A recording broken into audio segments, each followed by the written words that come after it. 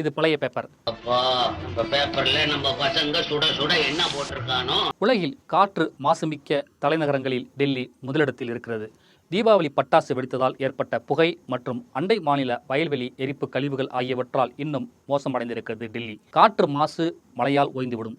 செயற்கை மழைக்காக விமானம் மூலமாக மேக விதைப்பு செய்வதற்கு டெல்லி பாஜக அரசு முயன்றது. 3.2 கோடி ரூபாய் செலவில் செயற்கை மழை பெய்விக்க ஐஐடி கான்பூர் மேற்கொண்ட முயற்சி தோல்வியில் முடிந்தது. விமானம் மூலம் டெல்லியின் பல்வேறு பகுதிகளில் திரண்டிருந்த மேகங்கள் மீது ரசாயனங்கள் தெளித்து மழை பெய்விக்க முயன்ற நிலையில் மேகங்களில் போதிய ஈரப்பதம் இல்லாததால் திட்டம் தோல்வியடைந்துவிட்டது. இதேபோல செயற்கை மழை திட்டத்தை கடந்த காலங்களில் தமிழ்நாடு முயன்று தோற்று போயிருக்கிறது. கடும் குடிநீர் வறட்சியை சமாளிக்க எம்ஜிஆர் ஜெயலலிதா ஆட்சியில் செயற்கை மழை திட்டம் கொண்டு வரப்பட்டு பயனளிக்காமல் போனது.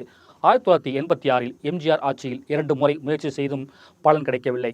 1993இல் ஜெயலலிதா ஆட்சியில் 1.5 கோடி ரூபாய் செலவில் 4 மாதம் முயன்றார்கள்.